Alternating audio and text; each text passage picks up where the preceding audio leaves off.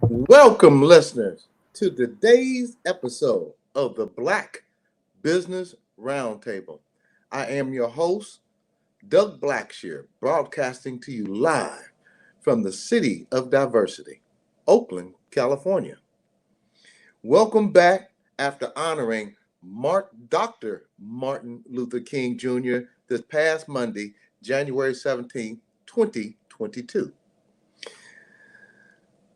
Today, I have an announcement to talk about prior to kicking off the show. And I am a big advocate of small businesses, not only here in Oakland, in the county, in the state, in the country, but all across the world. As I constantly say, Black people are on the bottom of every list. And it's been tasked to me to address that as it relates to economics. And I'm glad to grab that flag and rush up the hill. So in Oakland, they had a protest regarding tens of millions of dollars of contracts that are given out to white male-owned businesses. And I had the opportunity to watch the protest.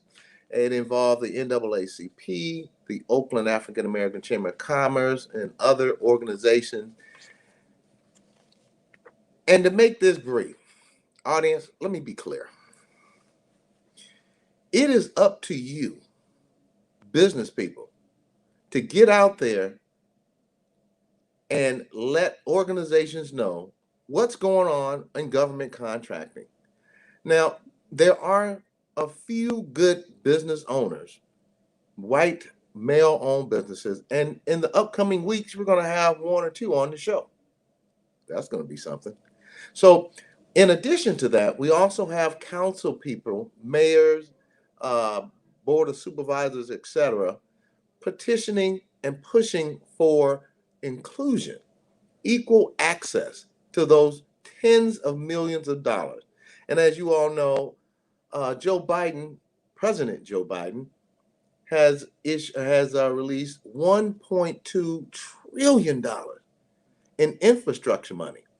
So to that point, I'm humbly asking you to get involved in your local political process and make sure that businesses of color, specifically Black businesses, get a piece of that big chunk of money.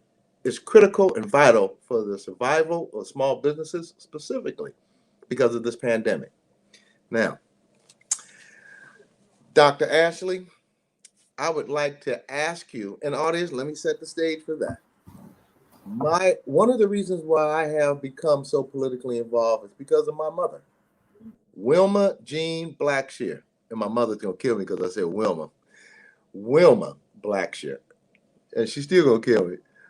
My mom, Jean Blacksher, for 50 years, have been deeply rooted in East Oakland and have been in organizations like a part of city committee, including the City Planning Commission, Toller Heights board member, co-chair of Redevelopment Agency, executive on the Oakland Community Organization, and many others. And she wrote me a letter because her concern was that we are asleep. And I mean, we're asleep politically.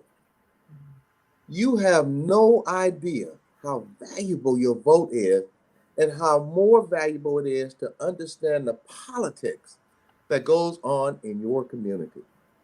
I've asked Dr. Ashley to read this letter because, as you all know, I can get pretty passionate. And since it's my mother, I don't want to start, clowning up over here.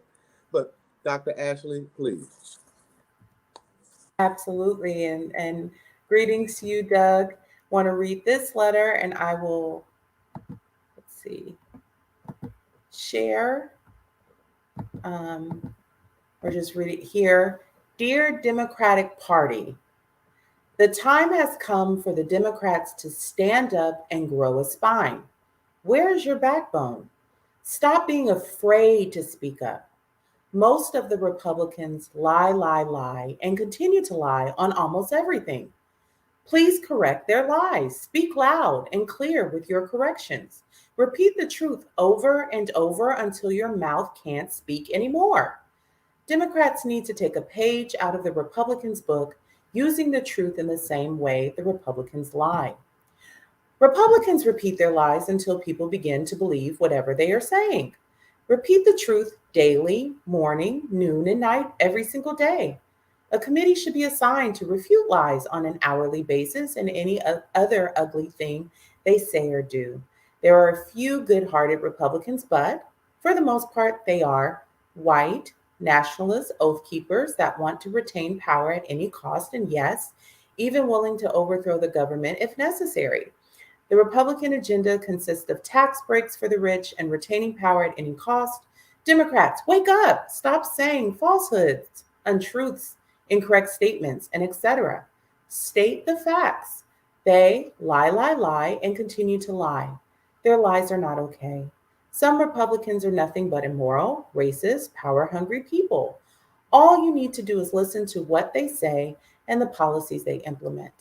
If you are unaware of who some of these Republicans are, please be informed.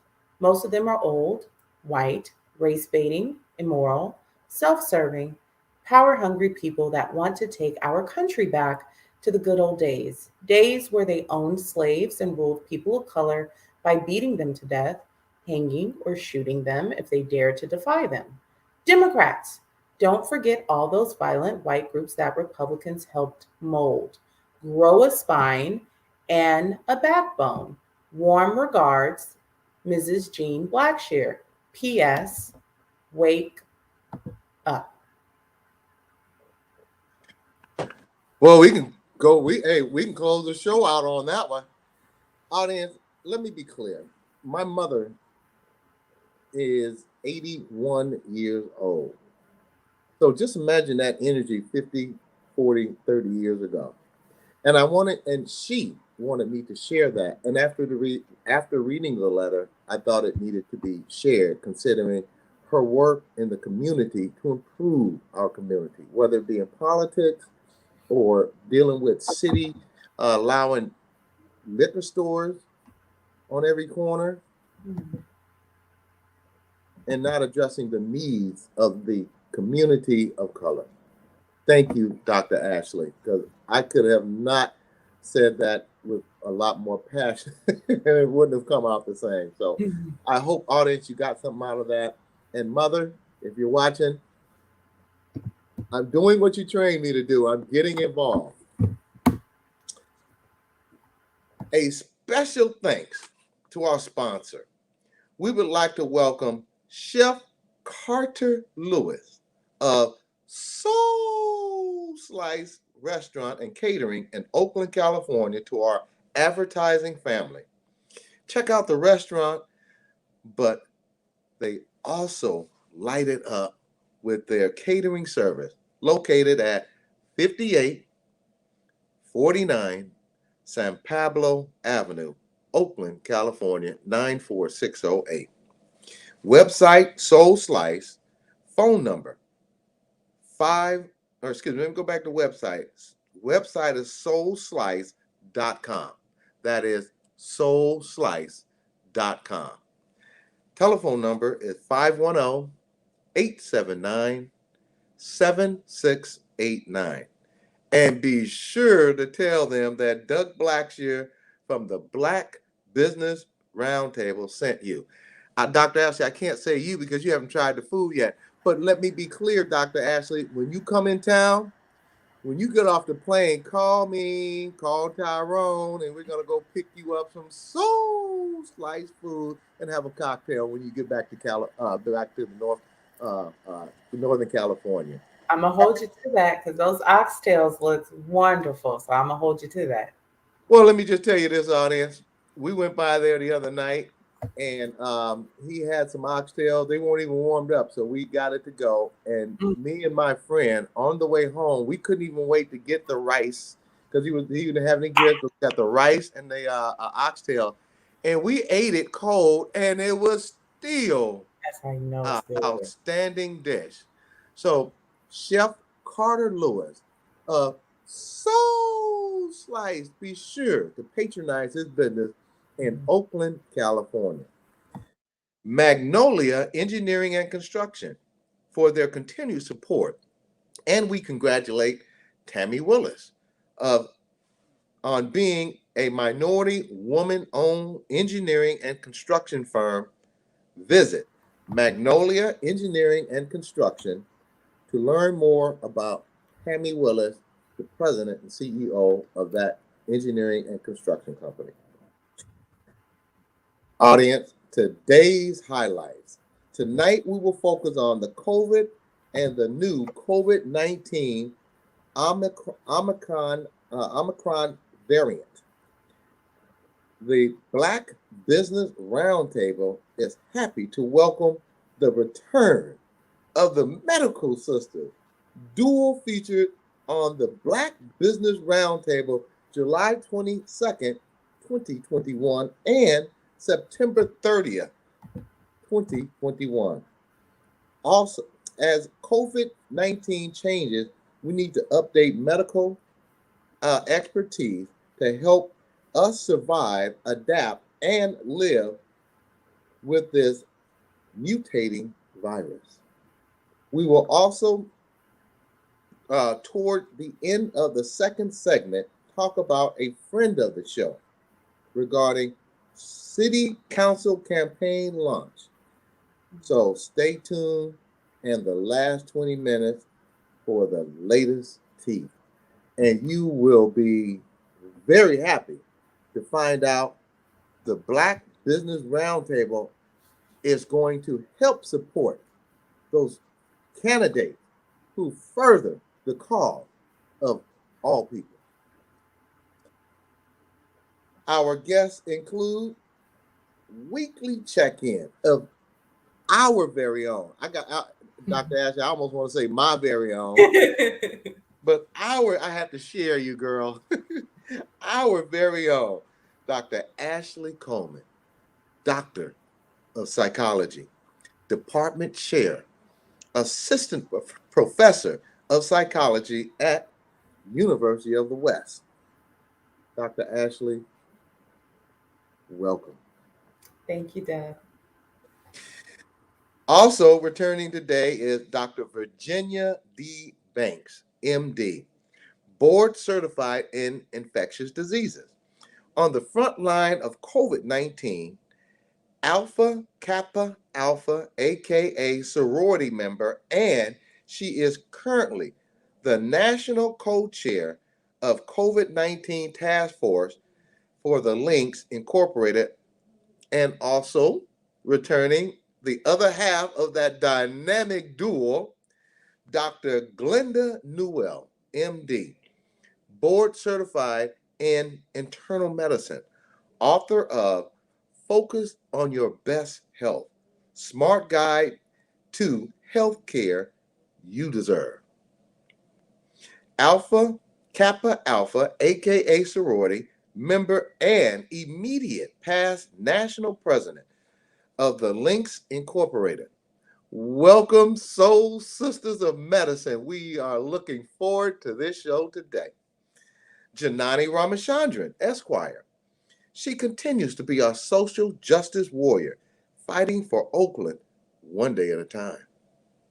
Catch up with Janani anytime at Central Legal de la Raza website, centrallegal.org, or via our new website, Janani4, and 4 is F-O-R, Janani4, Janani4 Oakland. And new Instagram at Janani4, and that's F-O-R 4 Oakland. Now for the national political highlight and several elections. Marcus Flowers is a brother. And those of you of European descent who doesn't know what a brother means, he's black. Running for Congress to unseat the big election lie supporter, Marjorie Taylor Greene. Learn more, Instagram at Marcus the numeral 4 Georgia. Once again, Marcus the numeral 4 Georgia, or Marcus 4 FOR Georgia. Once again, Marcus 4 and 4 is FOR Georgia.com. He is also, hold your breath, he is also coming to our show February 3rd. I'd like to let you know, audience, if we are to have a bigger play, a bigger piece of this pie, we have got to start electing political figures who are going to represent all people. So we look forward February 3rd to have Marcus Flowers as our guest speaker on the Black Business Roundtable. Senator Reverend Raphael Warnock, a Democrat, helped flip Georgia blue, along with Senator John Ossoff, is running again for U.S. Senate. He is a pastor, an advocate. An advocate? Oh, we're going to have a lot to talk about when he comes on the show, and we're working on that, audience. Pastor, advocate, Savannah born and raised in Morehouse Morehouse College alumni. Oh, once again, Morehouse. Dr. Ashley, if I'm correct, Donnie Glover graduated from Morehouse, and he's an alumni. Well, we're putting the dots together on the Black Business Roundtable. And may I interject and just say that I'm also a HBCU grad, a proud Howard Bison. So, you know, we love our HBCUs. Please, Dr. Ashley, give another shout out to that HBCU, because we want to make sure our audience know that we support our HBCU institution. Yes, I'm so glad, and the Howard University Bison would know. The other half of that is I'm so glad that I went to Howard U. So You can learn more on Instagram at Raphael Warnock or Warnock 4 FOR 4 Georgia.com. Stacey Abrams, a Democrat, is running to unseat Republican Brian Kemp for governor of Georgia. And to quote Stacey Abrams, opportunity in our state shouldn't be determined by zip code, background, or access to power. Learn more on Instagram at Stacey Abrams or StaceyAbrams.com. Now, just a sidebar on Stacey Abrams. Stacey Abrams came up with a documentary back in 2017 and 18, I believe it was, talking about how voter suppression is alive and strong in Georgia.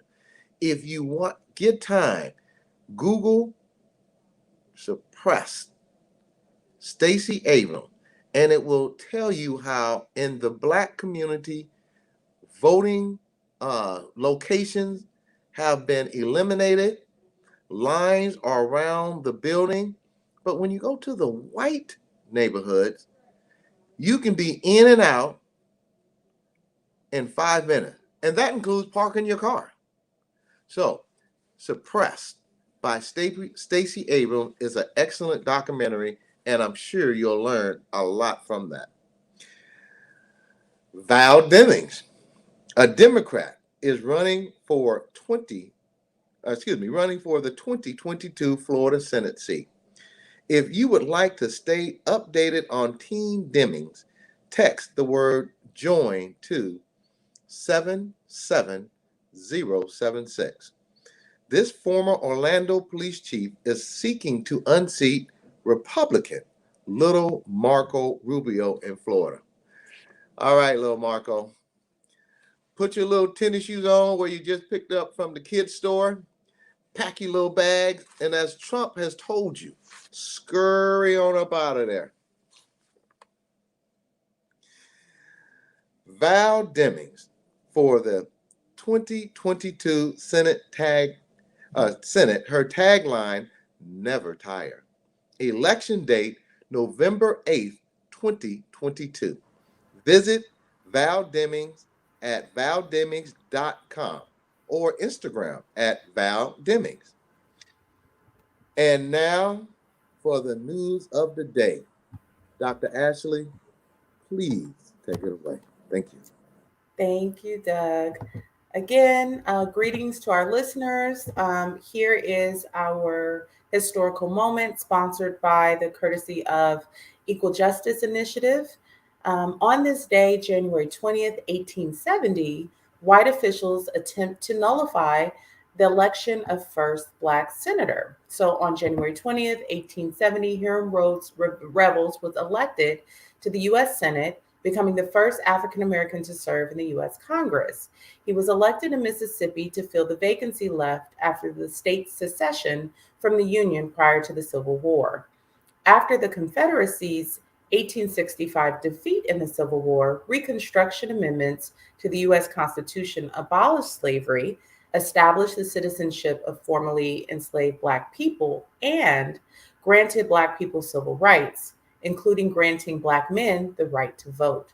For the brief Reconstruction period, which lasted until 1877, federal officials and troops remained in the southern states and enforced these new rights. As a result, Black people in the South were, for the first time, voters, political candidates, and election winners. And so we know currently in the news, we're still talking about voting rights. And even though that they were extended to Black people, we know that we're talking about equality. So we want to invite our listeners to keep abreast of the current legislation. But again, there was a concerted effort to prevent this Black man from assuming the role as a senator. And I want to invite our listeners to, again, go to calendar.eji.org to really just see how much, opposition he faced, and also imagine how much resilience it took to become victorious. Once again, Dr. Ashley, you make even tragedy soothing to my ears. I missed you, my sister. Without your weekly dose, I would be running amok. So thanks, Dr. Ashley. You're welcome. And before we ask you to give our audience their mental therapy for the week, I would like to acknowledge William Honeyblue. He has a show Monday through Friday on blackusa.news. I humbly ask that you check his show out. I've seen it, and it is a very intriguing show, and it addresses the many issues that plague our community. So that's William Honeyblue, every day, Monday through Friday, and get the real report in Black USA. Thank you. Once again, next up, our weekly check-in with, I can't say my very own, I want to say my very own, with our very own Dr. Ashley Coleman, Doctor of Psychology. Dr. Ashley, please take it away. Thank you. Thank you again, Doug. I'm so excited for today's guest, and so I'm going to, keep my comments on the briefer side. However, it's just kind of preface, Dr. Newell Harris and Dr. D. Banks' comments and their wonderful medical advisement on COVID. I want to speak to our listeners about repairing relationships. We're in season 3 of the pandemic. Everyone knows I phrase it that way as we're embarking on our 3rd year here. And it's very important for family members to consider the comments that they've said to one another. There's been a lot of division in the news. Vaccinated, unvaccinated, masked, unmasked. There's been a lot of separation due to social distancing. And there also has been a lot of separation due to comments made from one relative to another. I want to encourage people to consider that when we know better, we do better. And our experts today are going to give us wonderful medical advice. They're still learning as things are unfolding. So there may have been conversations between family members. I've heard of many things, accusations, maybe difficult conversations about COVID that are with the right spirit, wanting to save or protect your family member, but maybe there's been a bumping of the heads. Can we give each other grace, again, as we learn new information, and maybe just consider that as you're learning new information, your family member may be learning new information also. Is there a way to share your opinion or express your concern with maybe not having to share your opinion? Are you invited to share your opinion? Do you understand the boundaries of your relatives? But now would be a really great time to kind of think about repair, think about, again, extending grace, forgiveness, because frankly, Doug, if we can forgive our politicians, or if we can allow national leadership to retract or to say, now with more information, I feel more comfortable, how much more can we too save room for apologies, new information, and repair? Dr. Ashley, that was some excellent advice. And just as a sidebar, as you said, we can forgive our politicians for their mistakes, and they are many. With some of them we can say, but we're going to hold that comment. But also, we need to come together and unite as a community. And I'm sure all of you heard this, especially if you're Black. We do not need to be crabs in a bucket. And I'm not going to elaborate on that, but I'm sure you all know, especially if you're Black, what that means. All right, Dr. Ashley, once again, can you give with that soothing voice? That soothing voice. Give our sponsor a break and Mr. Donnie Glover his acknowledgement. Doug, before I say that, just because since my parents are watching, I'll just say that I used to get in trouble for using this soothing voice when I needed to get off the phone. So it's amazing how gifts, when we shift our gifts where they're supposed to go, now wasn't so, they understand now, but I digress. Well, Absolutely. let me just say this, Dr. Ashley, and I know your parents, and let me just tell you this. What you have become from when I remember you, and I know you're a long, long time, because you're only, 21, 22 years old. Thank you. But I am so proud of you. And our people, once again, we don't get the mental health we need because we're too proud. Our parents would be embarrassed, but whatever the situation is.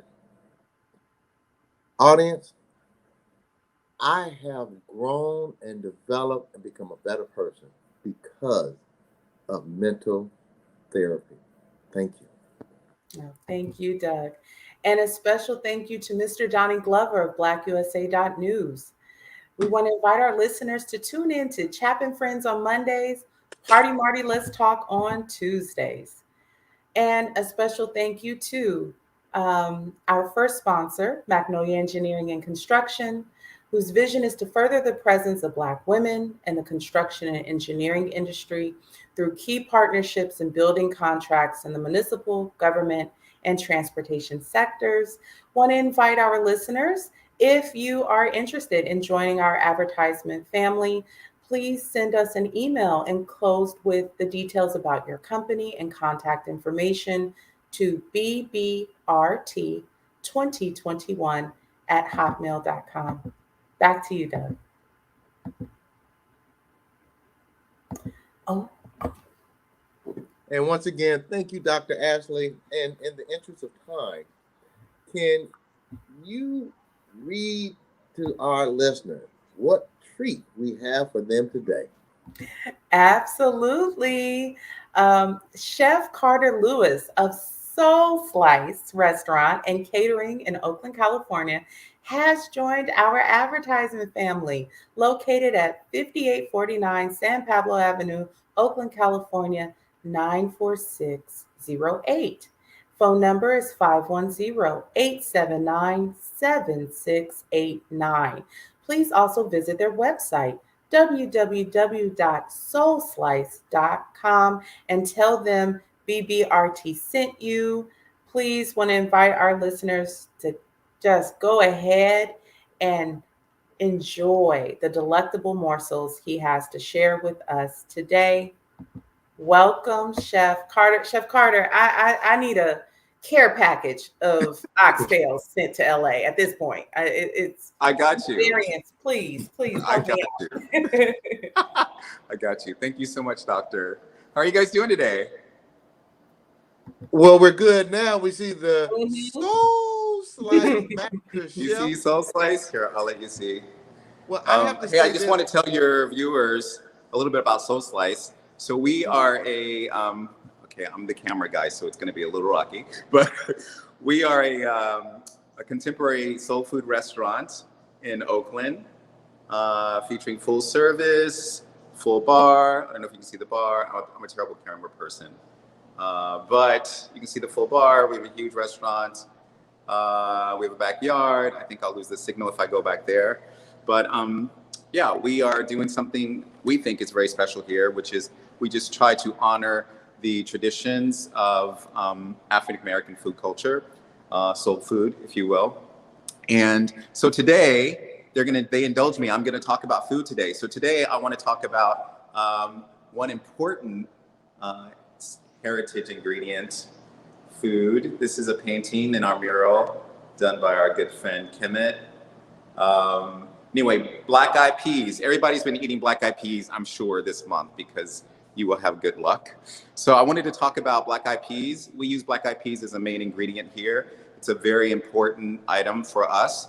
We use it in many different ways. I'm going to show you a little bit. Oh, but before I do that, let me just say, actually, we're very proud to feature a lot of black and brown winemakers, beer makers. And so today I just want to do a special shout out to our good friend, Dan Glover, not the Danny Glover, but Dan Glover in California, who has this winery, L'Objet. I don't know if you can see that, L'Objet wine. He's just one of the black winemakers we feature. And he is amazing because here's the deal with this guy. He makes the best Pinot Noir, I think, in the country. And a lot of people think that. I don't know if you can see the label. I'm so bad. Here we go. There we go. It's backwards. Yep, right. Okay. Anyway, L'Objet, it's a great winery, great wine. Literally the best Pinot. I took it to some of my friends who are wine connoisseurs and they were like, who is this guy? They loved it. But anyway, so we're going to go in the kitchen. Okay. Here we go. This is our kitchen. I don't know if you can see. No one's here today except for me. Can I say something, Chef Carter? Yes, absolutely.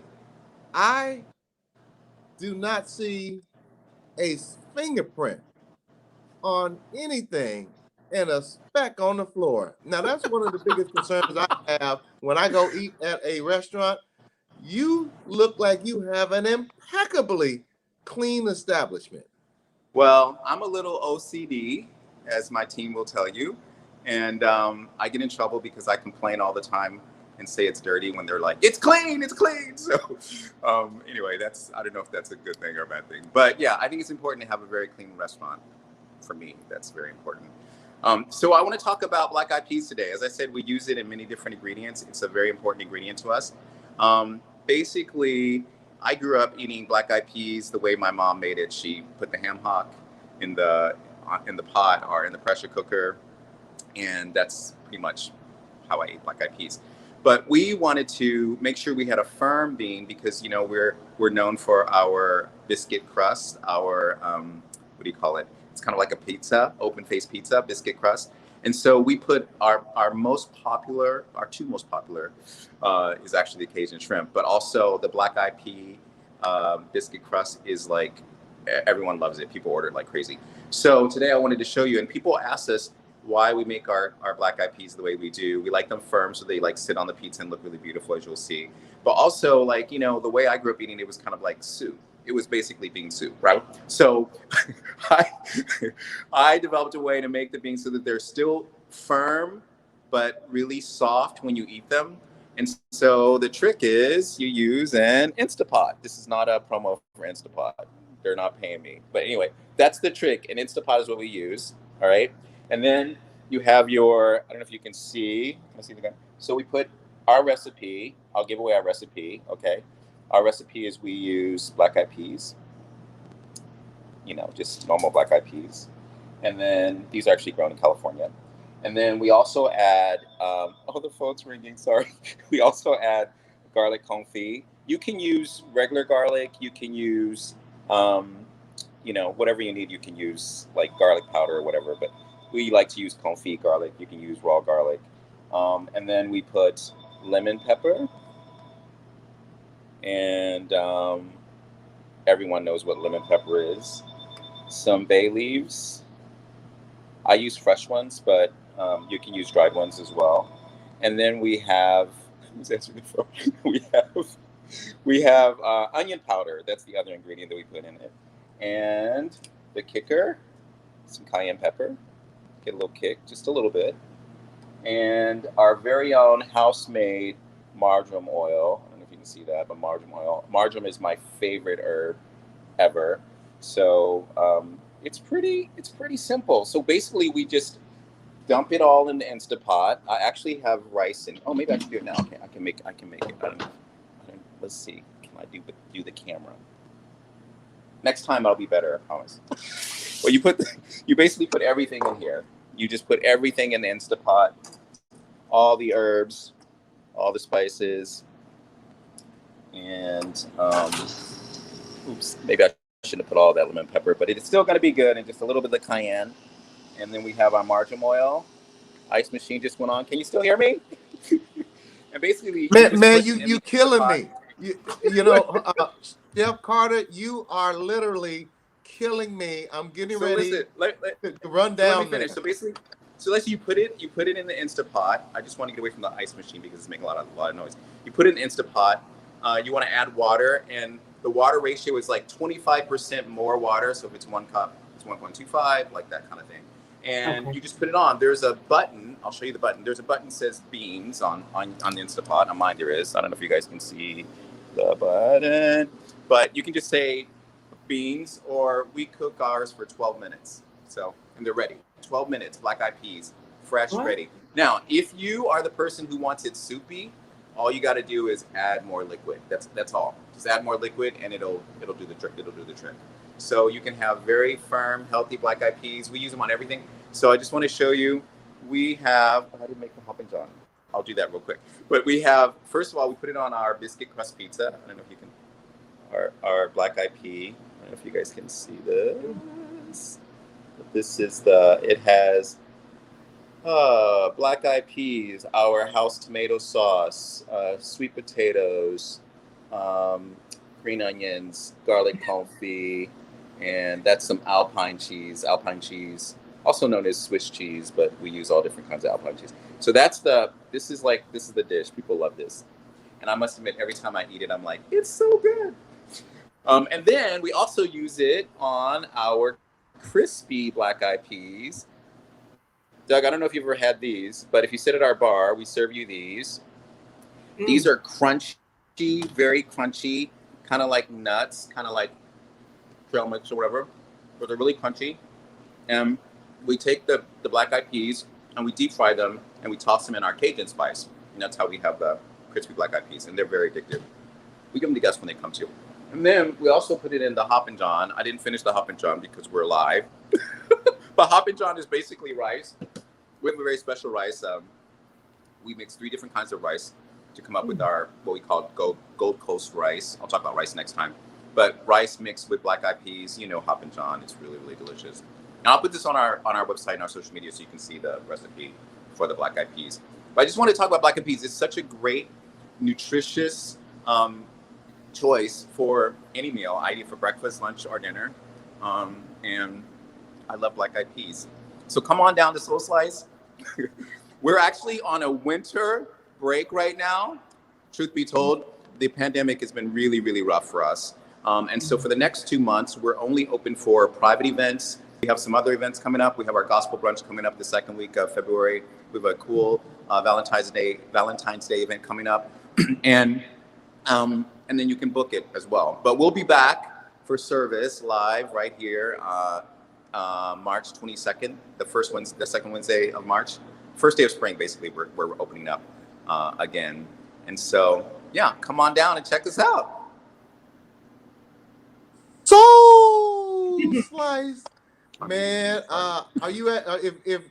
When this show is over and you're there, you're gonna have to open up the bar and put some of the Black Eyed Peas on down and make me frown. So thank you, Jeff Carter of Soul Slice in Oakland, California.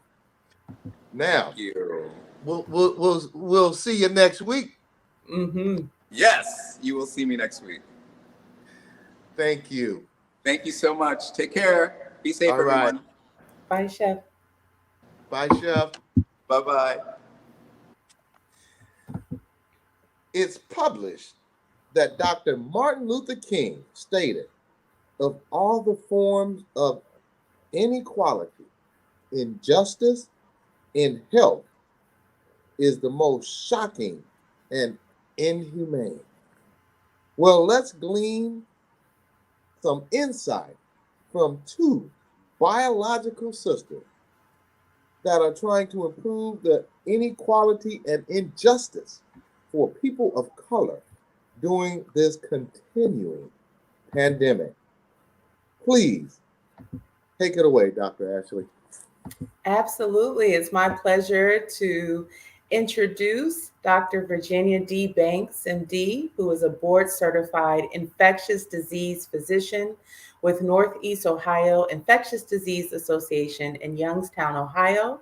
She was the former director of infectious diseases at the UPMC Horizon Health System in Hermitage, Pennsylvania.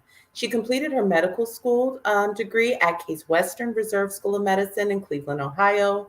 Her postgraduate medical training included an internship at the Cleveland Clinic in Cleveland, as well as a residency at the University Hospitals of Cleveland, and a fellowship in infectious diseases at the University Hospitals of Cleveland in Cleveland, Ohio. She also earned her MBA degree from the Youngstown State University School of Business.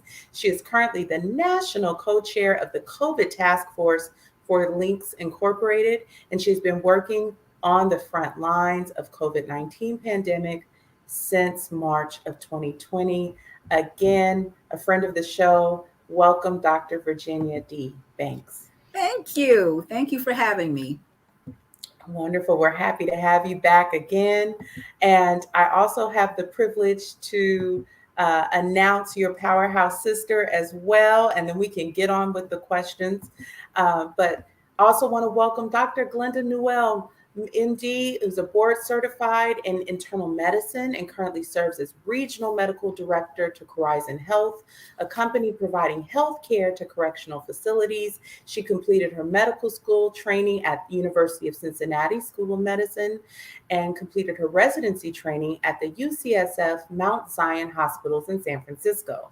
She is the immediate past national president of the Links Incorporated, which is one of the oldest and largest volunteer organizations spanning 41 states, including the District of Columbia, the Commonwealth of the Bahamas, and the United Kingdom. She is a published author of a book entitled Focus on Your Best Health, a smart guide to the healthcare you deserve. She is passionate about empowering everyone to take charge of their health. Welcome, Dr. Glenda Newell. What a privilege. Well, Thank you. Thank you. Well, let me say this. I don't know if you ladies know, but I put my super power tie on, the gold tie. Now, I don't wear the gold tie just on any occasion. But if you all recall, the last time I said, I hope I get sick and have a mental breakdown. And I want to look good being sick and having a mental breakdown. So, Dr. Ashley, thank you for their introduction. Dr. Newell, thank you for coming back on the show. Dr. Banks, thank you for coming back on the show. And as you saw, we had our new sponsor, Soul Slice, who was talking about those black-eyed peas. And I know you ladies from the East Coast, North Carolina, so I know you know what you were talking about. Dr. Ashley, please. Thank you again so much for your time and just sharing your expertise. We want to thank you again for being on the front lines. And here we are, as I said earlier, we're in season 3 of this. So again, appreciate you sharing your expertise with our listeners. So we're going to dive right in. So one of the burning questions is, if I'm fully vaccinated with the booster, how concerned should I be about contracting COVID? Well, I'll start with that. If that's okay with you, Dr. Banks, that's an easy one. I'll give you the hard questions. They were all hard. Dr. Ashley, you stumped the stars. I was studying all day. People want to know. They've been hitting us up. They want to know from the These experts. questions were good. They're excellent. Yeah, absolutely. Absolutely.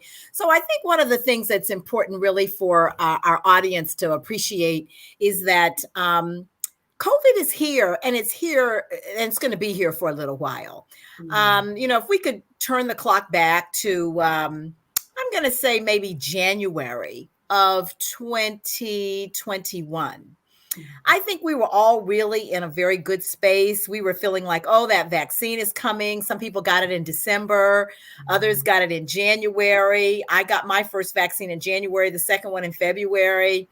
You really couldn't tell me anything. I thought I was good. I kept my mask on, but I felt I could conquer the world.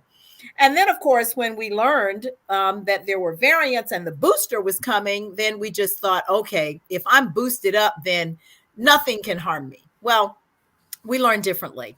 And if we look at our colleagues in other countries, we tend to follow what happens in other places. And, as has been said before, and Dr. Banks has said this before on the show, if the virus can replicate, it can mutate.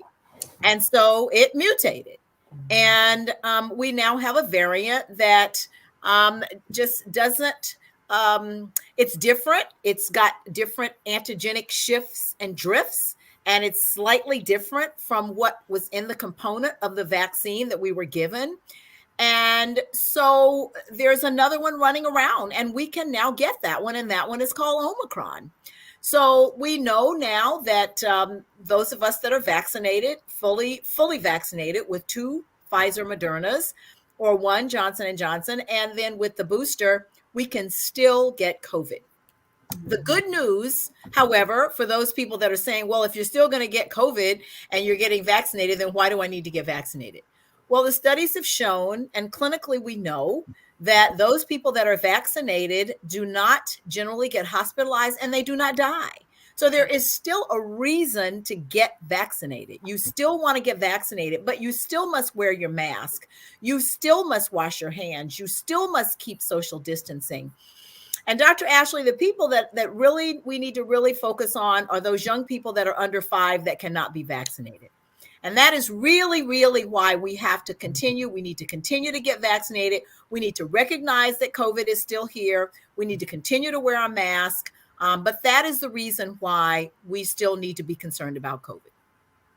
Thank you. Dr. Banks, would you like to add anything for? No, I completely concur. Omicron sort of took us by surprise to a certain extent. And, as Dr. Newell Harris said, I continue to say, as long as the virus can replicate, it will mutate. And this pandemic is being driven by the unvaccinated. So, and then, those of us that got vaccinated and got our boosters dutifully, our immunity has waned. And so right now, pretty much the best defense, there are 2 things, like Dr. Newell Harris said, if you get Omicron, the chances of you, the the risk of hospitalization and deaths is, I won't say nil, but very, very low. But the best defense that we have right now is wearing a mask and upgrading your mask. And we can talk about that a little bit later. Okay, great. I get the privilege to ask the next question, and Doug, I'll pass it to you. So let's say if I got the Johnson & Johnson vaccine, when am I eligible for a booster? And is there flexibility with regard to the type of booster I get? Like if I've had Johnson & Johnson initially, should I consider Pfizer or Moderna or another booster? Does it matter? I can jump in and take that one. That's kind of been all over the place. When initially it came out, the recommendation was, well, you should probably stick with what you took. Mm-hmm. I've always been under the, you should stick with what, but now, new data is coming out to saying that you can mix and match. I think where we are right now, this is a very fluid situation. It's like when you wake up in the morning, where are we today? But I think where we are today is that because the vaccination rate in this country is abysmal, that at least for the messenger RNA vaccines, you can mix and match. The mechanism of action for the J&J is different than the messenger RNA vaccines.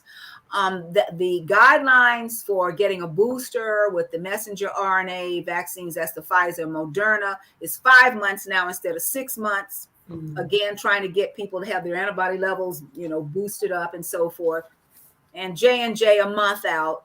Now, I think what we're recommending, though, and I think studies have shown that if you got a J&J vaccine, you probably should not get a J&J booster because the neutralizing antibodies are not as great getting a J&J booster as they are with getting a booster with either Pfizer or Moderna. And so at least, I always say, at least today, January the 20th at 7:50 something, that's what we're recommending. Thank you, Dr. Banks. Well, ladies, let me be perfectly clear here. Audience, I am in heaven again, and I have to say I'm looking good in heaven with three of the most intelligent sisters in America I have the honor to share this platform and stage with. Thank you again for coming on to the show. You're welcome. When should I get a PCR test, and when is a rapid test acceptable? When are you most contagious if you test positive? Thank you. Oh boy. Okay, so I will take a stab at this question. The PCR test, which stands for polymerase chain reaction, it's a mechanism, it's a scientific mechanism of how the virus is picked up, is considered the gold standard. So generally speaking, if you want a highly sensitive, highly specific test, you want the PCR. That one, but it has its issues. And the biggest issue about the PCR is that it takes time for it to return. Generally, it takes sometimes 2 to 3 days. Now, it's not because it takes 2 or 3 days to run the tests, but the labs that are running the tests somehow are delayed. Trust and believe. When you have to have a medical procedure, they do a PCR. And I can tell you, you will go to the hospital in the morning to get your PCR. And before you can get home, they are calling you to tell you the result of your PCR. So let's be clear that there is nothing special or magical about this PCR that takes 2 to 3 days to come back. But the problem with the PCR is that when you go and get it on a Monday with your symptoms, you may not find out until Thursday that you have COVID. And then what have you done between Monday and Thursday? So I mention all that because as you're trying to assess yourself to determine, do I have this or do I not have this? That's just one of the tools in the armamentarium for you. But the rate limiting step on it, from my perspective, is that generally in most communities, the labs are taking up to 2 days and some longer to return a PCR. Now, so the PCR is the gold standard. It's the best. But I will tell you, having just returned from another country and to get back into the United States, we did not have to have a PCR test. It was a rapid. It was an antigen rapid that's done right there on site that you can get back in 15 minutes. So the rapid test those are the tests that, let me put a plug in right here. Everybody that didn't get the word, go online and order your 4 free COVID tests per family. 4 free COVID tests per family. You want to have that in your cabinet. It's just like having Tylenol and Band-Aids and, you know, back in the old days, Bactine and Gentian Violet and those types of things. But you want to have your COVID test at home. When is it appropriate to do the rapid test? If you have symptoms, you should do the rapid test, because the rapid test is very, very sensitive for those people that have symptoms. I have this from working with patients and from working with family and friends.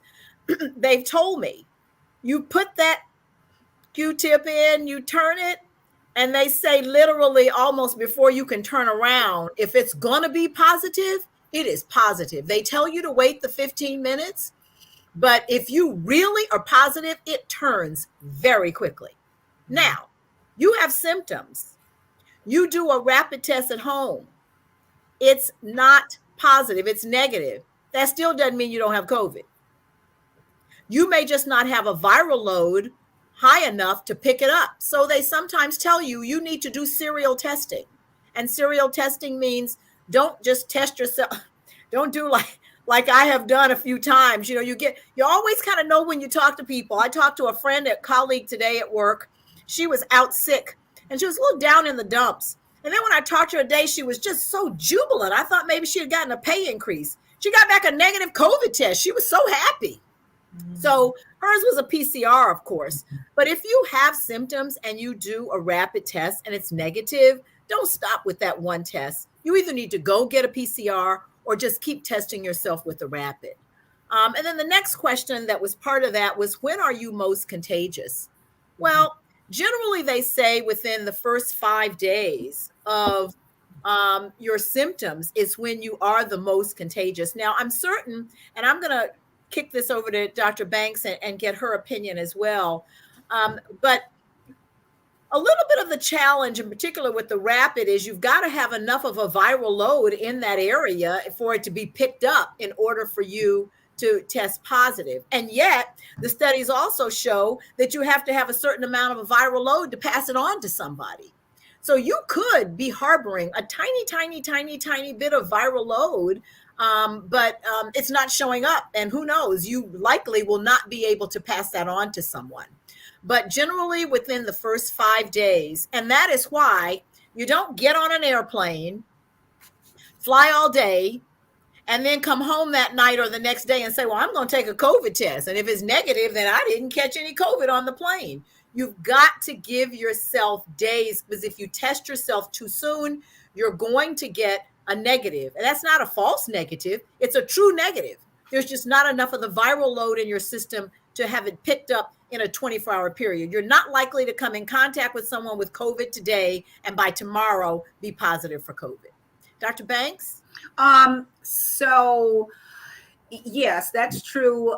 You're more contagious, and this is just kind of virology 101, more contagious in terms of the ability to spread the virus before you even have symptoms. Mm-hmm. Where I like to see as Dr. Newell said, the PCR, there are issues with both of them. The PCR and the other one that you can also do called a nucleic acid amplification, they're so sensitive that they will pick up tiny, tiny increments of the virus. Now, those are confirmatory tests. Mm. The issue with the PCR test and the NAAT test that are very sensitive is that you could be positive PCR for a month and your symptoms have now gone away and you want to go back to work and you're not, and so you're still testing positive. This is a problem that we have in the hospital because sometimes I work in a long-term care facility. Some of these long-term care facilities won't take people back if they're continually COVID positive. Well, the tests that they're doing to determine that are the PCR test. And so these people, they're off the ventilator, they're doing fine. Well, they can't get back to the nursing homes that they came from the long-term care facility because they're still positive. I like to use also the rapid antigen test, and I think a lot of times this is where the CDC is taunting it. For example, if you're going to a big gathering or going to a party, or you're going to be in an environment where you're going to be around a lot of people, taking a rapid antigen test may be of some benefit. But again, I couple this with saying you have to wear your mask. All of this has to be coupled with anything that we say here tonight has to be coupled with you have to wear a mask, and preferably an N95, preferably a KN95. But if you're going around, for example, our mother's 104. You know, if I'm going to visit her, I'm certainly going to be taking a COVID test, a rapid antigen COVID test before I go in that house. So those are some of the other areas where you might want to, and that's one of the reasons, as Dr. Newell said, to keep them in your house, just like you keep them in the medicine closet. Unfortunately, as we have been in this country, we are reactive instead of proactive, and we should have had these tests a long time ago in our armamentarium, but we won't go there. There was another question that was part of this. The sensitivity and specificity. So there was a study that I just read today that just came out of Switzerland, where they looked at over 900,000 individuals, and they looked at the rapid home antigen test and ultimately compared it with the PCR. And this has kind of been true. We've kind of known this, but again, you know, we're still looking for more studies. You can't, you know, a lot of the information that we get today is anecdotal, and you can't create dogma on anecdotes. So what we're looking for are more big studies like this.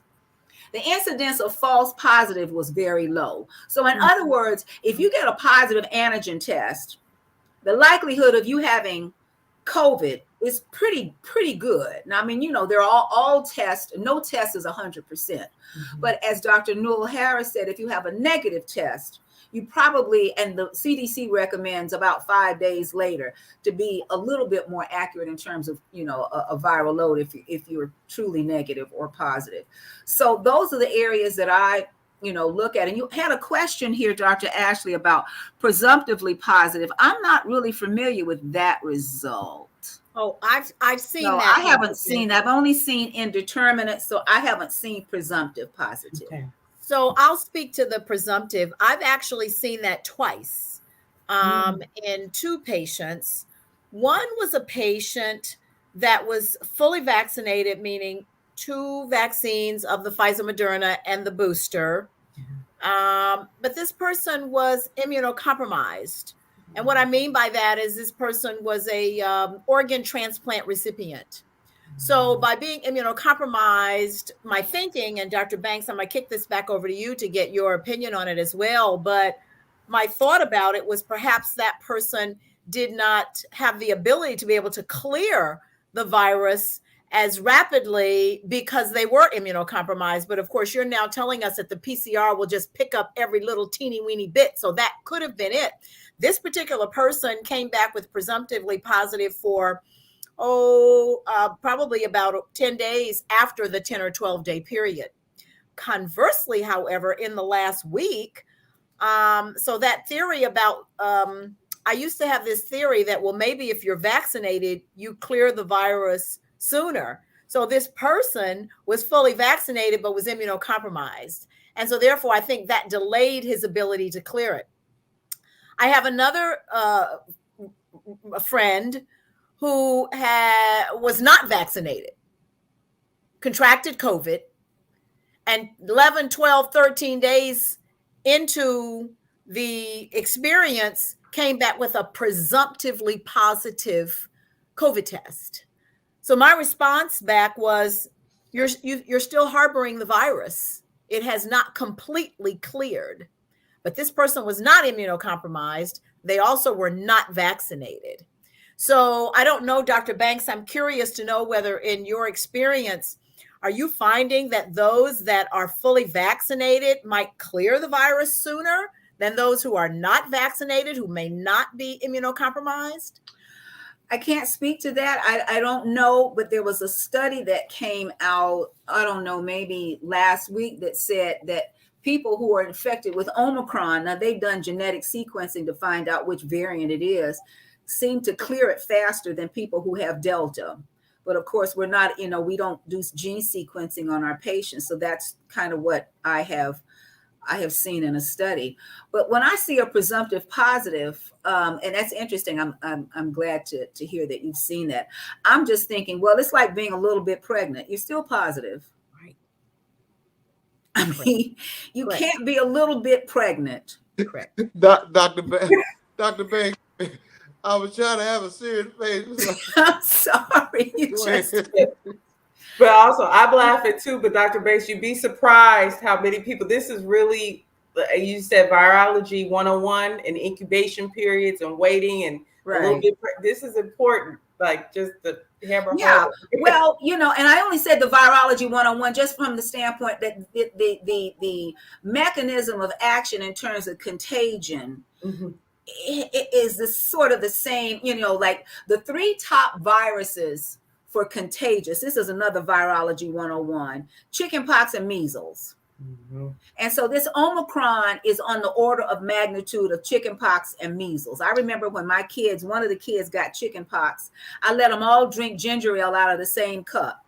And I had chickenpox every 2 weeks right after that because it's extremely contagious. And so is measles. So this Omicron variant is of that kind of order of magnitude of contagion. Dr. Ashley, I'm still laughing about a little bit pregnant. So can you? I use that in so many different. It's so appropriate in so many different testing things, and so many, and it when you think about it, it strikes the message home. You can't be a little bit pregnant. So presumptive positive for this is you're positive. Dr. Ashley, please. I'm still trying to keep my composure. Thank you, Dr. Banks. You look like.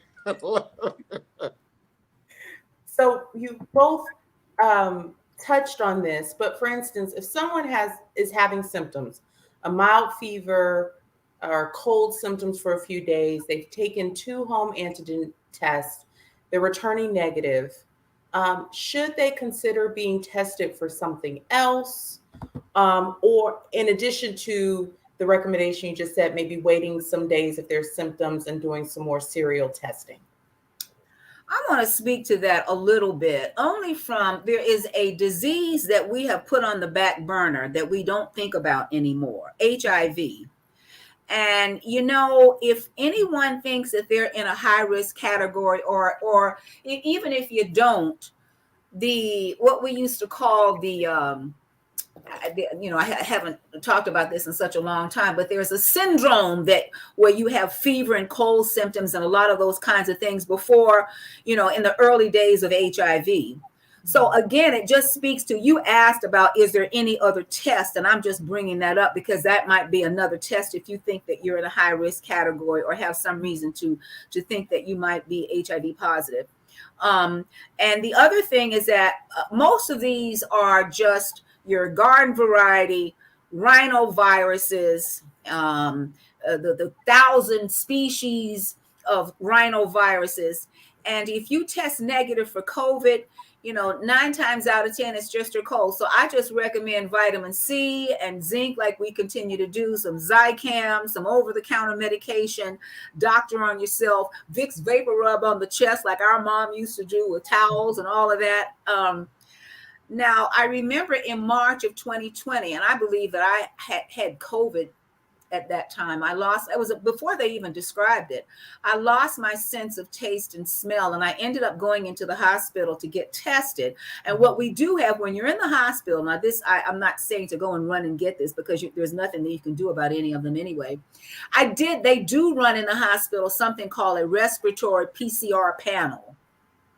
And on this respiratory PCR panel, there are about 10 different viruses that you can test for. I happened to test positive. They weren't testing for COVID at that time. I happened to test positive for a virus called parainfluenza virus. But again, 9 times out of 10, you can doctor on yourself at home. But I do want to remind people that we still have HIV out there. And I want to remind people that you still need to get tested, even if you don't think that you're in a high risk group. Yes. And yes, Douglas, did you have a question? Such that our audience know, what is a rhino? A rhinovirus is just like that. That's another name for the common cold. The common cold is made up of, can be maybe over 1,000 different species of rhinoviruses, and they're just under the umbrella name of a rhinovirus, RHINO virus. Thank you. Yeah, the other thing I wanted to bring up, in addition to what Dr. Banks mentioned, and she really just touched on this at the end, is don't forget about old influenza. I mean, there are some labs that with one swab, they can test you for COVID and for influenza. But that's also putting in a plug tonight to make sure you get your flu shot. Influenza is the same name for the flu. So while we're out here talking about COVID, we also need to be talking about influenza. You know, the literature reports that for the last, I guess since probably about February, March of 2020, influenza has been down. Respiratory infections have been down, and they've been down because we've been wearing masks. And people that have allergies have been reporting, I didn't have a bad allergy season last year. It's because you're wearing masks. So if you test negative and you believe that your test is truly negative and you confirm it with a PCR if you're symptomatic, don't forget about influenza. We do have treatment for influenza. There's a pill, it can be prescribed by your doctor, but just like the COVID pill, it needs to be taken early. In the prodrome, I think is maybe what Dr. Banks was thinking of, the prodrome, when she was talking about the fever and the chills and the malaise and not feeling well. So don't forget about flu and getting your flu shot. And you can take them together. Right. The coronavirus vaccine and the influenza vaccine can be taken at the same time. I like your mask. For hearing impaired, wear your mask. Wear your mask. Wear your mask. Doctor, I'm going to wear my mask so that our audience, because some people don't hear well. So at least I think this might be a little dramatic to say this, but I believe this now, which is why I continue to stress this mask issue. Because our immunity has waned, and because we're not out of this Omicron variant situation, we can talk about plateauing and all of that in the next segment. You need to understand that you have to assume that everybody that you're around is infected. And so I was out with some friends last evening and I was talking. And it's funny how this all happens. And you're thinking, I let my guard down because I didn't have my mask on and I was talking to these people that I was eating. You have to assume now, which is why I think the CDC has stressed this upgrading your mask, that everybody is infected because the numbers are rising with this Omicron. Until we get beyond this, there's going to be a dramatic number of individuals once we get the statistics of individuals that have been infected. So if you go with that premise, you will wear your mask. Well, ladies, you are any good news? Doctor, and ladies, for your information, when I'm looking away, I'm going through pens because I'm writing down as much of this invaluable information. Dr. Ashley, can you give us a quick sponsor break and acknowledgement of Donnie Glover? And let's quickly get back to these intelligent, beautiful doctors in our country who are sharing this information that could save your life. Thank you. Sure. Thank you, Mr. Donnie Glover, for this wonderful platform of BlackUSA.news.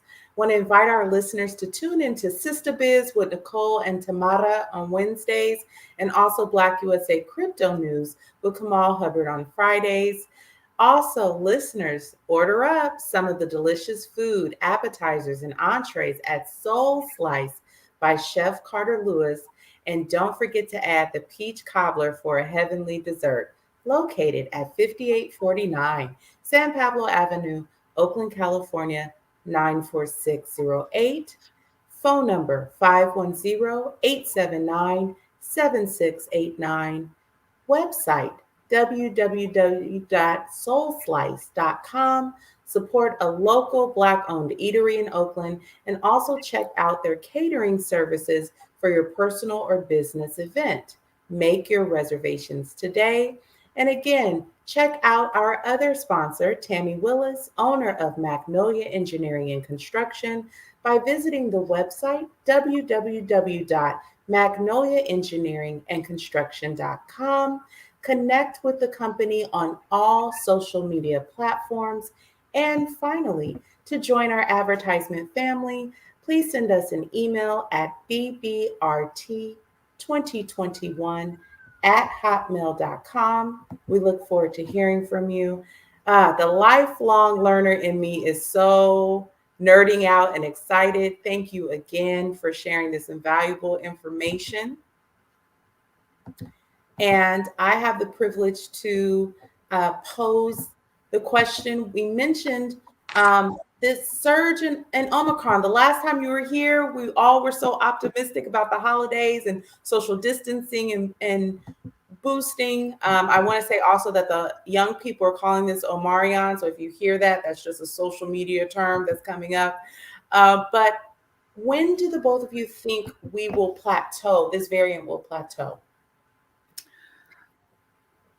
If you listen to the people that are way smarter than me, I was listening to Dr. Peter Hotez this morning from Brown, and there are some pundits that I really listen to. Dr. Mike Osterholm, if you've never heard of him, you should.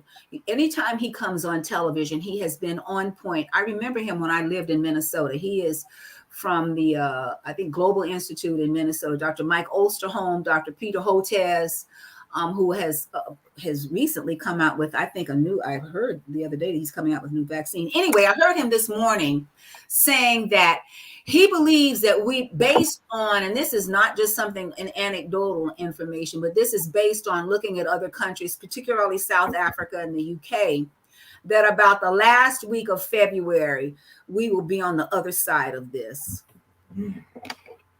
Yes, and in fact, it's been reported that New York is starting to take a little bit of a little downswing. Right.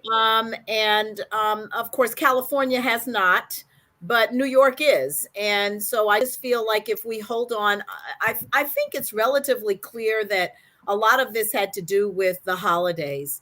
I mean, it's amazing to me how many people I talk to that just still feel like, well, we're all vaccinated and we're all boosted, right? Well, it doesn't matter. Then can we take off our mask? I mean, it is amazing. Intelligent, articulate people. The other thing, I was on an airplane yesterday. This woman gets on the airplane, and the airplane is supposed to hold you to real mask and not those facial cloths. Mm-hmm. I saw a facial cloth person walk right up to a flight attendant. She said not a word to him, showed him where his seat was, no question asked. I saw another woman get in on the front row of a small plane, and she had her mask on, but it was all right here, right above her lip. And she kept it on the whole time. Fortunately, she got moved to the back of the plane because we had weight issues. I said, praise the Lord, because she was right in front of me. But that's the other problem that we have, is that people put the mask on like it's decoration. I had another guy, I fly a lot for a living, and another guy on a plane 2 days ago, he had his mask on. It was really fitting very well right here. It was a fabric mask. It was not a KN95. It was not an N95. It fit really well right here. It was all tight. And under here, it was wide open. All kind of, and so you have to take a look at that too. So when you're around folks, everybody had a mask, but how were they wearing the mask? Was the mask cupped at the bottom and cupped at the top? That's why the KN95 and the N95. And they also say, if you've got a mask that's not comfortable, that's not the mask for you. You need to get a mask that is comfortable. And when the N95s first came out, all of them were pretty difficult to, get on, and they were hard. But they have some now that are sold that are a lot softer, that fit you snug. And you need to look at people that you're around. And when I see people that aren't wearing their mask in the right way, I start moving in the other direction. Ladies, this information is not only invaluable, but it's funny. And I don't mean to be laughing funny, but we hear so much about Trump supporters who continuously with the big lie. And this is not an election lie. This is about the coronavirus 19 lie. So thank you for sharing this important information. Can we find out which COVID-19 variant we have? And if so, how do we find that out? Thank you. The answer is yes, you can, but we don't. And they in Ohio, it's called gene sequencing or getting the genetic makeup of the virus that you have. That's done in Columbus. It's done in special labs. So 9 times out of 10, you may not know whether you were infected with Omicron or Delta, except maybe for the symptoms. And you can be co-infected. So you can be co-infected. So at least at this juncture, we're not, in the general everyday lab, we're not testing to see which variant you have. Yes, Doug. So co-infected means you can have both strands. You can have both. Hear that, audience? Co-infected. Wow. There's no reason that you cannot. I would like to say this before we go to the next question. My producer said, how are you going to feel in 2 hours? This is how. Thank you, ladies. You're welcome. Dr. Ashley? Yes, it's on me. I'm flabbergasted by just the progression. I'm reflecting on this being the 3rd time you're on the show and just how things have been evolving. As one of our Donnie Glover saying it too, both strands simultaneously. There's no reason why you can't. Right. Wow. Are there any unusual or kind of symptoms of COVID that aren't really talked about, particular to this variant or just in general, that maybe people can experience and maybe are discounting as not needing to consider a COVID infection? Dr. Well, yeah, I'll comment. I'll give my experiences on that. My experience, and I have not read the literature on this, but my experience has been that for the most part, those that are reporting symptoms that are like runny nose and not feeling really, not feeling well, are sort of more of what you see with Omicron. But in the early phases of the Delta variant, we actually had a family member that her only symptom was diarrhea. And her doctor decided to just do a COVID test on her, and she came back positive. I think that loss of taste and smell has been tied very closely to the Delta variant, not so much to Omicron. But sort of like back in the old days where HIV was a test that we did on everybody that you just couldn't explain. I think we as physicians are moving toward that. If you have symptoms of something that we can't explain, but in general, it is more of a head kind of upper respiratory. Other than the diarrhea associated with the Delta variant, and I say Delta because it came before Omicron, that's what I've seen. I've not seen anything else super strange, which speaks to this question about the blood pressure. But I'll wait and let Dr. Banks comment on that question before we jump into the question from the audience. The other thing, other than what Dr. Newell Harris said about the cold symptoms, I want to get to something that might be a little bit more severe. And we're finding that because coronavirus is associated with clotting abnormalities, there are people that are presenting with strokes and heart attacks and clots in their legs and so forth that may be the presenting symptoms of coronavirus. And, again, as we say, your index of suspicion has to be, it's like Dr. Newell Harris said, well, in the old days, it was tuberculosis. So tuberculosis was like, whatever you thought you might have, test for TB. Then HIV came around. Whatever is weird and bizarre and looks weird and bizarre, test for HIV. Before HIV and tuberculosis, it was syphilis. That was the great masquerader. COVID is now becoming what we call the great masquerader. And oftentimes in the hospital, because people who are getting admitted to the hospital today are not getting tested for COVID. Now, some hospitals that might be the case. In mine, they're not. I have issues about that. And so we may have somebody in our hospital who's infected with coronavirus, hasn't been tested, and all of a sudden they have a stroke. All of a sudden they have a blood clot in the leg. All of a sudden they have a heart attack. And now we test them for coronavirus and they're positive. Well, number one, you can't say that they've infected everybody, but, people have let their guard down. So those are some of the more severe presenting symptoms and findings in people who have coronavirus. I don't know what to say, ladies. This is so much information. I'm glad the show is recorded. So after the show, audience, if you have anyone in your family who exercises, or let me rephrase that, who do not exercise intelligence, aka ignorance, have them watch this show. Thank you, ladies. Next question. How long does it take for symptoms to appear? And is it on average the same for Delta and Omicron variants? Thank you. Gee, that's a really good one. I may toss that over to Dr. Banks, but I think generally speaking, they say that when you've been exposed, they say you need to wait 5 days to be tested, but that doesn't mean that it's 5 days before you develop symptoms. I'm going to say it would be fair to say that within 24 hours, that virus would begin to replicate. As Dr. Banks already pointed out, you are generally already infectious and contagious often before. It's like chickenpox. They talk about chickenpox. By the time you have that first chickenpox break out, whomever you've been around the preceding 3 to 5 days, you've already infected those people with no pock marks showing anywhere. So it's and this is why, as Dr. Banks pointed out, you have to assume everybody has COVID until proven otherwise.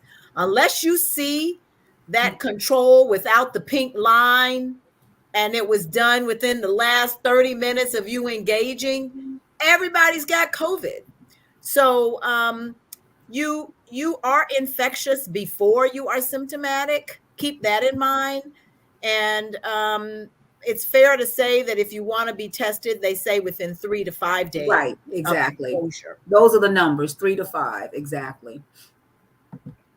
I want to give just an opportunity to return to the question that was from one of our viewers, and I'll pose it to both of you. What about getting vaccinated and having suddenly an elevated blood pressure for several months and therefore hesitant about further vaccination, the second shot and booster?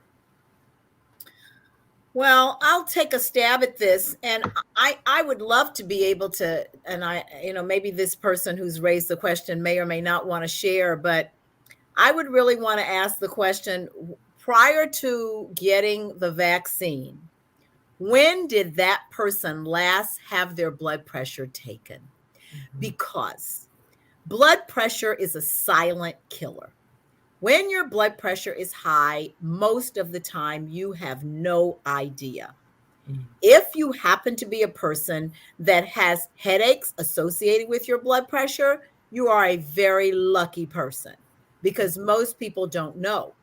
So my first question to that person would be, how long ago, prior to getting any COVID vaccinations, did this person have their blood pressure checked?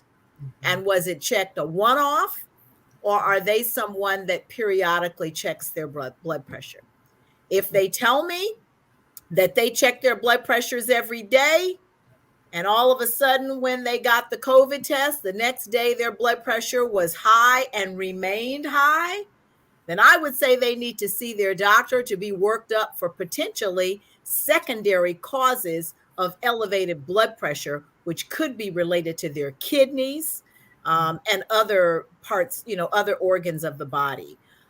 Anything in medicine is possible, but I would certainly want to go back and get a really good history and find out what their baseline blood pressure runs most of the time and when they last had it checked. Completely agree. I because I feel so strongly about, things that are quote unquote associated with the vaccinations, that you want to be laser focused on, like Dr. Newell Harris said about, the blood pressure thing, because there are very few reasons why you shouldn't be able to take that vaccine. And I always say it's better than COVID. Now, of course, you don't want your blood pressure to be, sky high, but I'm not thinking that that's associated with it. And you need to get to the root cause analysis of why your blood pressure is elevated in the first place. Audience, this is an amazing show today. We're going to call CNN and MSNBC, and we're going to send this right over there because the information here is amazing. Dr. Ashley, I've been so busy writing. Is it my turn, your turn? I'll pose the next question, and I have to validate, though. I'm even receiving messages in the show about how many of our viewers are enjoying it. So again, thank you. And also I want to highlight to the messaging about assuming that people around us have COVID. I remember that similar messaging in school and sex education and that understanding. I think it's just, a consistent messaging about assuming responsibility for health and being proactive. So I appreciate that. Okay, so it seems like every week there's another Greek alphabet introduced tied to a variant. Doctors, are there any new variants on the horizon that you've seen that haven't really been publicized yet in the media that we should be aware of? I know of at least two. There's one in the south of France that was brought in by a person from the Cameroon in Africa. And then there's one that I have heard of out of Cyprus. Haven't heard of any others, and they're made, like I said, as long as the virus can replicate, it will mutate. But those are the only two variants that I know of. Dr. Newell Harris may have heard of some others. No, those are the very same ones that I've heard about, in particular the one from Cameroon. But stay tuned. And that is why we must learn to live with this disease as we have learned to live with influenza. This is the other thing. We just, it's here. We have to learn to live with the disease. And learning to live with the disease is assuming that everybody has COVID until proven otherwise. So the same message, wear your mask, get tested.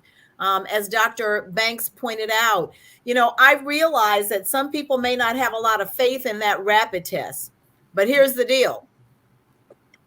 If you're getting ready to go spend 4 hours with somebody at a table over a meal, if everybody agrees to take that rapid test and you walk in at 1 o'clock to do lunch, you can pretty much be sure that you'll be okay for those 3 or 4 hours. Now, I don't know. I would not take that rapid test and go have dinner with them the next day on that rapid test. But everybody, it's just that possibility. And I don't know about you, but there was a bit of a plague about COVID in 2020, but everybody's got it now. If you don't have, out of 10 friends, if you don't have 4 of your 10 friends that have not told you, I got COVID, then they must be living in a bubble, because everybody has COVID now. And the people that I know that are contracting COVID are vaccinated for the most part. And it's a very mild condition. It's very mild, a little runny nose, but just assume everybody's got it. So again, if you have a young person in your household under 5, I feel you have an obligation to be more careful than if you are living in a household with everybody that's vaccinated. I personally feel like when you talk about Russian roulette, that there's a bullet with my name on it that's going to come around to the chamber. All of my colleagues, that's a glittering generality. Many of my colleagues have been infected within the last couple of months. You know, I'm reacting every day about Dr. So-and-so just tested positive for COVID, Dr. So-and-so, and Dr. So-and-so, and Dr. So-and-so. It's like, turn that chamber around. That bullet has got my name on it. I don't know when it's going to be, but we're all going to get infected, is my belief. Now, that's good and bad.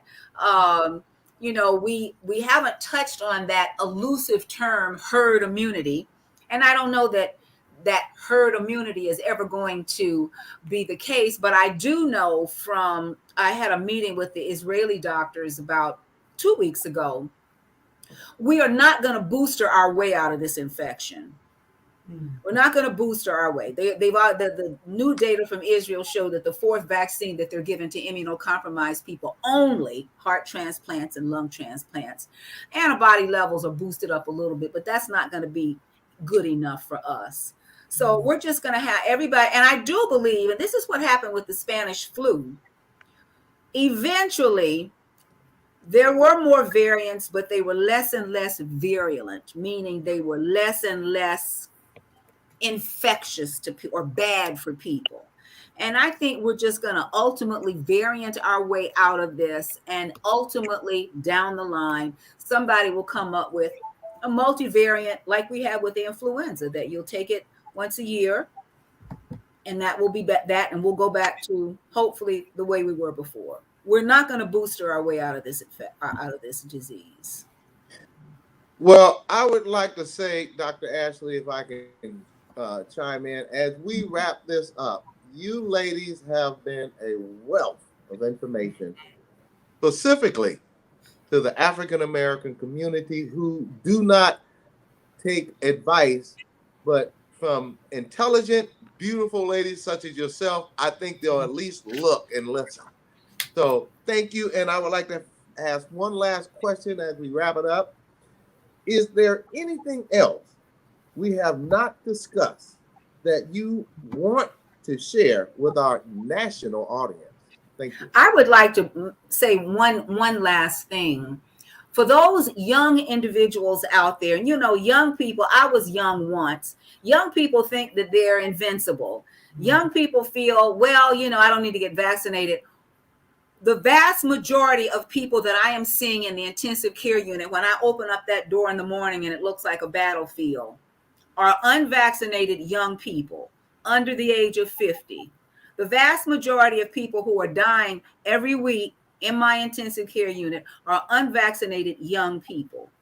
So I just want to stress that Stephen A. Smith came on television this morning. You all know Stephen A. COVID knocked him to his knees, and he said he was in his 50s. And these are the individuals that we're seeing who are still, this is Delta. This is not Omicron. This is Delta. So I just want to stress to young people out there, get vaccinated. Get vaccinated. Well, once again, you ladies have, matter of fact, we're going to mail you the key to the show. Whenever you want to come on and talk and educate our audience, we are very much interested in listening. And we appreciate the invaluable information that you share with our national and, as I've been told, international audience. Dr. You can send me some of Chef Carter's food. I can't wait till he opens back up. I was hoping to go tonight after the show, and then I heard he's closed until March. So I really look forward to checking out his place. The food let me be clear here, lady. I sit on a community policing advisory board as a board member in the city of Oakland. And I have talked our chair of the board, and soon I'll be talking to the police chief for the city of Oakland, that we do a pop-up meet and greet with Police Chief Armstrong and Chef Carter of Soul Slice. He will be catering those pop-ups. So thank you. Dr. Ashley, can you take us to our break? And Dr. D. Banks and Dr. Glenda Newell. You are most honored and welcome to the Black Business Roundtable podcast show. Thank you again, ladies, for your time and your invaluable information. Doug, thank you so much. If I could just thank you and Dr. Ashley. My sister and I love this opportunity to be able to come on your show and share this message with the community. If you haven't figured it out by now, medicine is a passion for both of us. And for those that are in the audience that are willing to sit through us telling this story over and over again, we're just delighted and honored to be here. And we will return. We'd like to be able to return telling you that COVID is over. But if invited again, we'd be happy to return. So thank you for inviting us back on your show. Absolutely. We'll see you soon. And our hope is that Thank you, doctor, so much. Bye-bye. Bye. Well, Thank Dr. you. Ashley. Go ahead. I am so excited here when I see these two I ladies. know. I just want to thank Dr. Donnie Glover for this platform because, again, what a wonderful show. The doctors answer questions, too, that some of my friends have had about parents and virus lingering. So much information still processing. So, again, thank you, Mr. Donnie Glover of blackusa.news. And we want to invite our listeners to check out his YouTube page, YouTube/Donnie Glover, for informative and insightful Black community news. Also like us on Facebook and support Oakland's small businesses such as Soul Slice by Chef Carter Lewis. And don't forget when it is possible for you to order the okra, oxtails, or one of their Black Eyed Peas specialty dishes. Located 5849 San Pablo Avenue in the heart of Oakland. Website www.soulslice.com. Support a local eatery in the heart of Oakland. And also, again, check out their full service catering options. A special acknowledgement to Magnolia Engineering and Construction, whose mission is to become the premier building and engineering resource for large-scale commercial and transportation building projects in the Bay Area and beyond.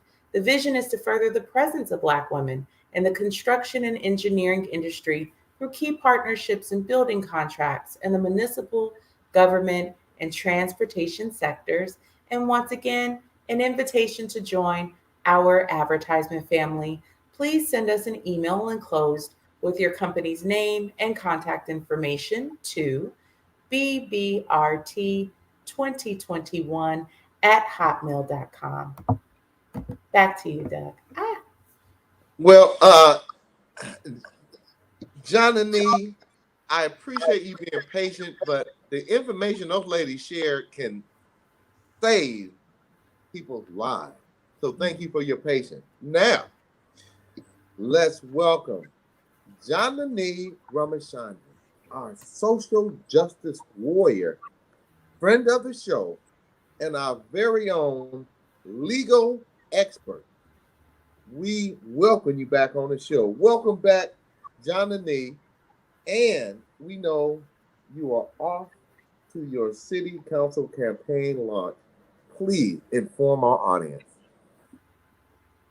Hi, pleasure to be here as always. Today is a very exciting day because I officially launched my Oakland City Council race campaign. It has been a whirlwind of a day, and I'm excited to be here to get to talk a little bit about it. Last year we started a movement, and you are all certainly part of it. I mean, Doug was on the ground, in hills, on streets, everywhere to spread the word about our movement. And what I said before still holds true now more than ever, that this isn't just a political campaign. I want this to be a social movement. I want this to be something that redefines who we think a politician can be and who we think politicians and our elected leaders really are. So this is the next phase of our movement to me. Oakland has a lot going on right now. We have a lot of struggles, and this is the time for bold leadership. As much as, last year I was fighting for fearless ideas at the state level, Oakland certainly needs it. And the really exciting thing about running for Oakland City Council is that change can happen more immediately. Change can happen more tangibly. And I'm so excited to be a part of that. And we have some city leaders who have been on your show in the past who are a part of that change, who are a part of that movement forward for the city of Oakland. You had Vice Mayor Kaplan and Carol Fife and others who are paving the way. And I want to join in that vision and help lead for our city. Well, let me be perfectly clear. Council member Janani Ramachandran Esquire, we at the Black Business Roundtable, we will be promoting your candidacy and making sure that the people of Oakland get rid of those people who are selling Oakland out and put in social justice warriors, legal eagles such as yourself, who are going to be concerned with all people. And I am proud that you had allowed me to participate in your last run, and I will be front row this time around too. So whatever you need from me, I am there for you, and I am a believer in what you're going to bring to this city, because some of the politicians, audience in the city of Oakland, they're selling us out.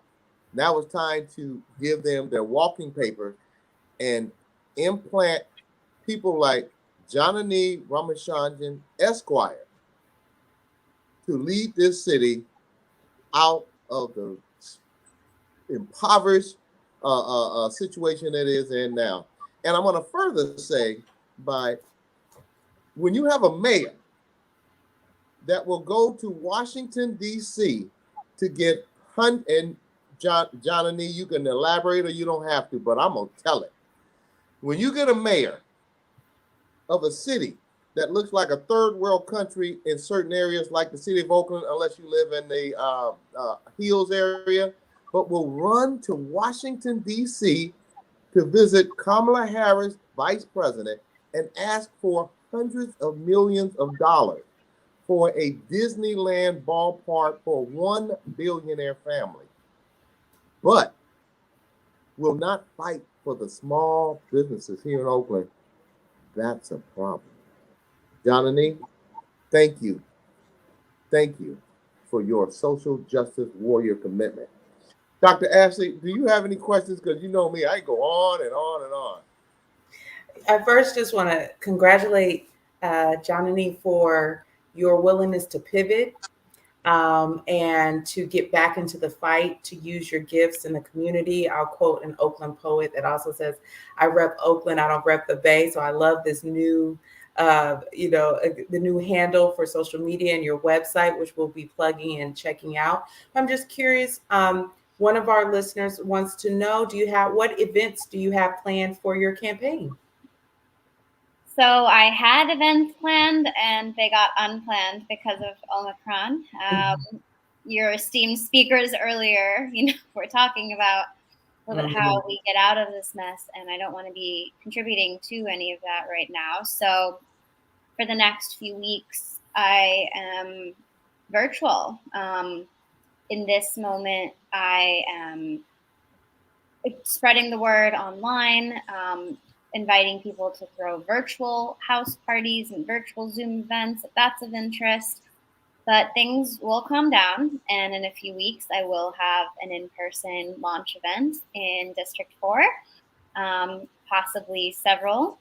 There is one particular, not necessarily new business, but revamped business that's a Black-owned business in the Oakland Hills, which I frequent.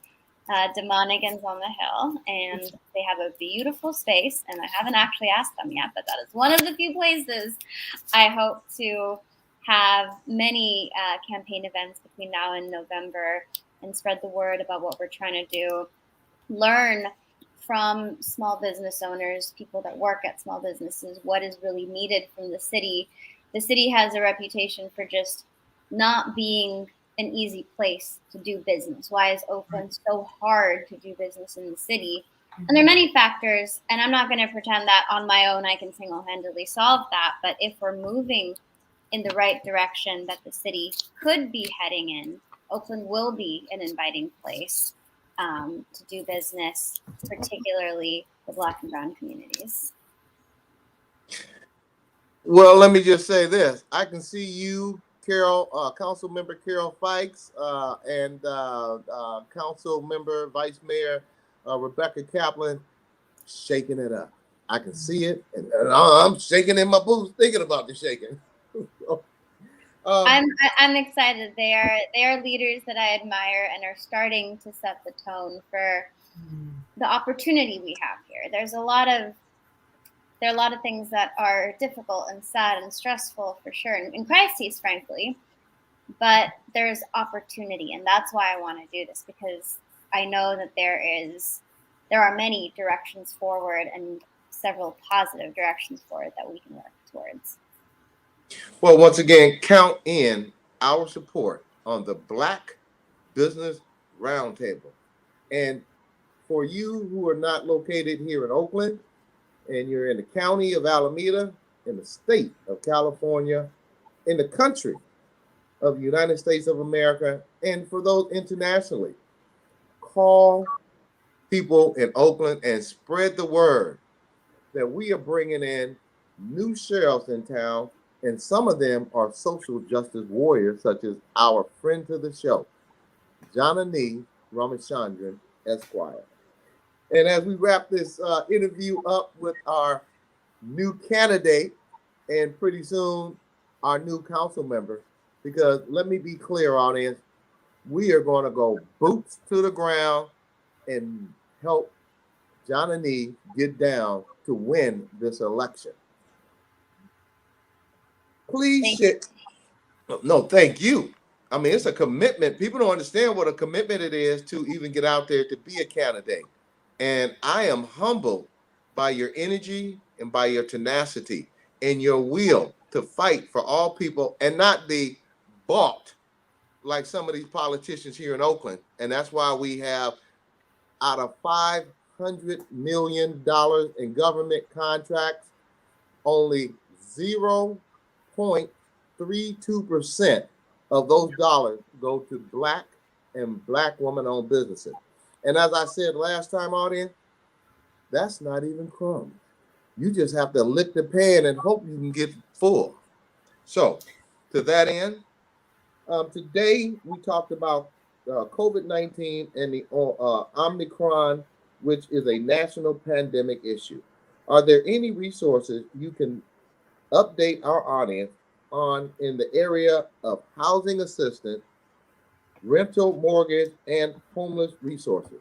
Thank you. Doug? Oh, Doug, we have to jump in. She has to go to another meeting, so we have to pick up on that next week. But we look forward to publicizing and your campaign, and so we'll start off that segment next week. Thank you so much, Doug and Dr. Ashley. I really appreciate it. We'll see you next time. As you see, when you're on the show, I don't even look at the time. I'm just glad that we know that we have people out there running. See you later. See you next week, and head over, call Brother Soul Slice. Bye-bye. Take care. Well, as we wrap it up today, can you give our sponsors a shout out before we close it out? And Dr. Ashley, as I've said, audience, and we are almost coming up on a year. We've been doing this for a year, Dr. Ashley. Almost.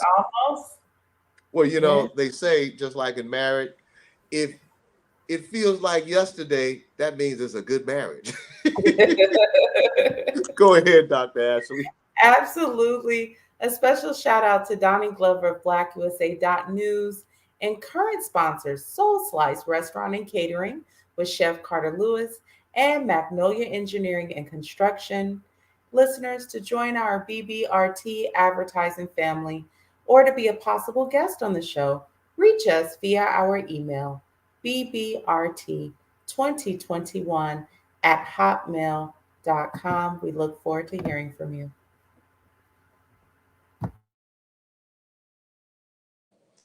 Dr. Ashley, we have about 2 minutes before and we're going to be on time. Can you, the way I talk, that's like, you got to be kidding. It must have been a fire in the building. They had to get out by 6.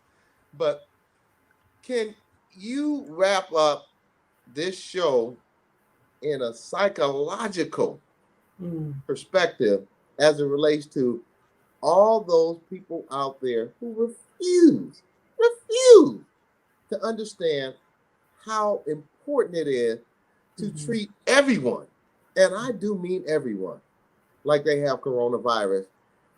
And can you give the people who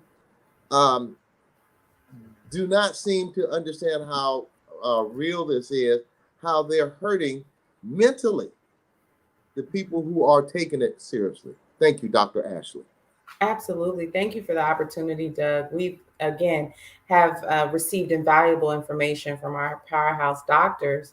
I think what I'm seeing from the psychological standpoint is that people are experiencing COVID fatigue. We have to remember initially that we were advised that this would be a 2-week or a couple of month event. We're now crossing the 2-year anniversary. And as I mentioned before, in a light way, because humor is one of the ways I cope with distress, but season 3 of this pandemic. But it's important for us to understand this is going to be here. It's here. It's serious. And for those who have been protected and haven't had to experience a sick or dying loved one, consider yourself blessed. However, this is a pandemic. And so it's really important to consider, while it may not impact you significantly or be fatal for you, it can be for someone else.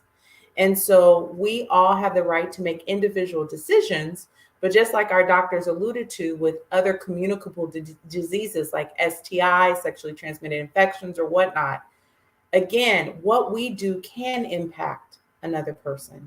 So please, I hope that if it's not for your own safety, we're all responsible for our own health, but to respect the boundaries that someone else has for themselves, knowing that they're doing it out of their love for themselves, out of their desire for self-preservation. People want to connect. People miss their family and friends. But right now, can we sacrifice in the short term to get what we want in the long term, which is safe reconnection? So what are those ways to do it? Just like Janani said as well, virtual connections, reaching out. If you have had a rupture in a relationship, reach out to someone, apologize if you said something that you don't mean, come up with a creative way to be able to maintain the relationship until we're able to safely gather.